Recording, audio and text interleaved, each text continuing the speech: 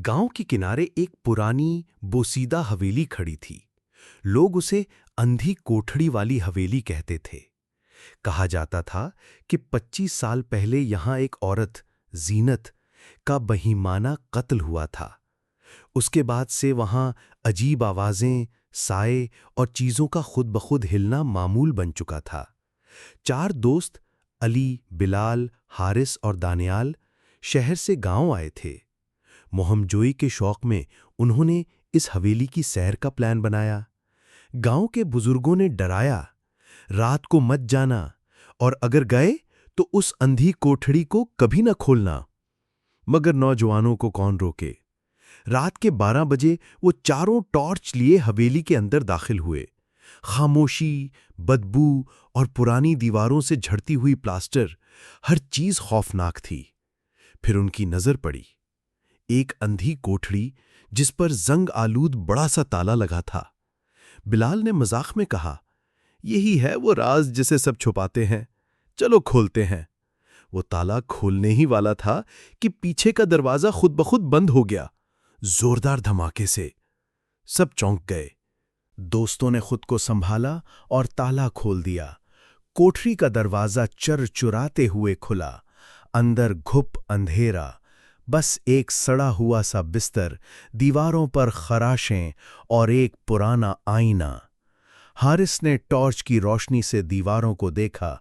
वहां किसी ने नाखूनों से लिख रखा था, मुझे बाहर निकालो, मैं अभी जिंदा हूं।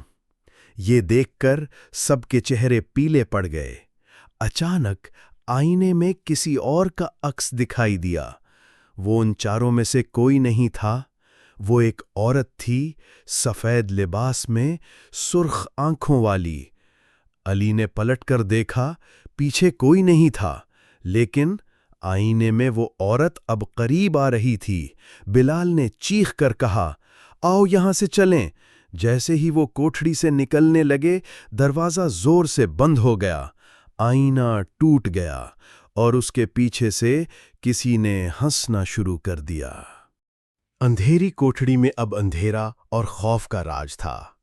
दोस्तों ने दरवाजा खोलने की कोशिश की, मगर वो जैसे किसी ताकत से बंद हो गया था।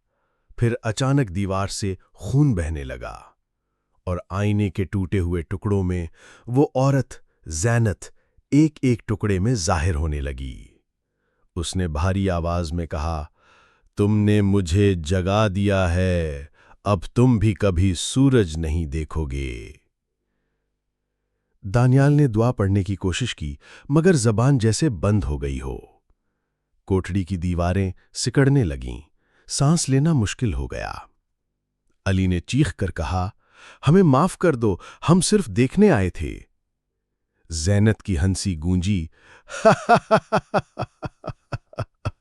अब देखो मैं तुम्हारे साथ क्या करती हूं। अचानक बिलाल गायब हो गया। बाकी 3 ने उसकी चीख सुनी, जैसे कोई उसे दीवार के अंदर खींच ले गया हो। अब 3 दोस्त रह गए थे। दीवारों पर बिलाल का खून आहिस्ता आहिस्ता अल्फाज बनने लगा। अगला कौन? दानियाल ने हिम्मत करके खिड़की तोड़ने की कोशिश की, मगर बाहर अंधेरा ही अंधेरा था, जैसे पूरी दुनिया गायब हो गई हो। फिर अचानक अली की गर्दन किसी ने पकड़ी और वो हवा में उठ गया। उसकी आंखें बाहर निकल आईं। चंद लम्हों बाद वो भी गायब हो गया। अब सिर्फ हारिस और दानियाल रह गए थे। जीनत की आवाज गूंजी, तुमने मेरी नींद खराब की, अब तुम हमेशा मेरे साथ रहोगे। दानियाल ने रोते हुए कहा, हमें जाने दो, हमने कुछ नहीं किया। जीनत सामने आ गई, चेहरा आधा जला हुआ, आंखें आग की तरह दहकती हुईं। उसने हाथ बढ़ाया और दानियाल की आंखों में उंगलियां घुसा दीं। वो चीख कर गिर पड़ा। अब सिर्फ हारिस बचा था। हारिस कोने में जाकर बैठ गया। उसके हाथ कांप रहे थे। अचानक उसने दीवार के पीछे एक छोटा सा दरवाजा देखा, जैसे किसी ने छुपाया हो। वो घसीटते हुए वहां पहुंचा और दरवाजा खोल दिया। अंदर एक छोटा सा कमरा था और वहां एक पुरानी डायरी रखी थी। डायरी में लिखा था, میرا نام زینت تھا۔ میرے شوہر نے مجھے اس کوٹھڑی میں زندہ دفن کر دیا۔ میں روز مدد کے لیے چلاتی رہی مگر کسی نے نہ سنا۔ اب جو بھی آتا ہے میں اسے بھی اپنی تنہائی میں شامل کر لیتی ہوں۔ حارث کی آنکھوں سے آنسو نکل آئے۔ اس نے کہا، زینت ہم معافی چاہتے ہیں، ہمیں جانے دو۔ زینت اچانک پیچھے کھڑی تھی۔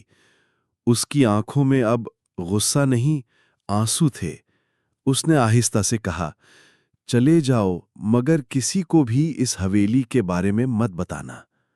حارث نے پلک جھپکی اور وہ اچانک باہر گاؤں کے کنارے جاگ اٹھا۔ سورج نکل چکا تھا، وہ زندہ تھا، مگر باقی 3 دوست، ان کا کبھی کوئی سراغ نہ ملا۔ اور حویلی، وہ آج بھی ویسی ہی ہے۔ رات کو اس کے اندر سے ایک عورت کی آواز آتی ہے، کیا تم بھی میرے ساتھ رہو گے؟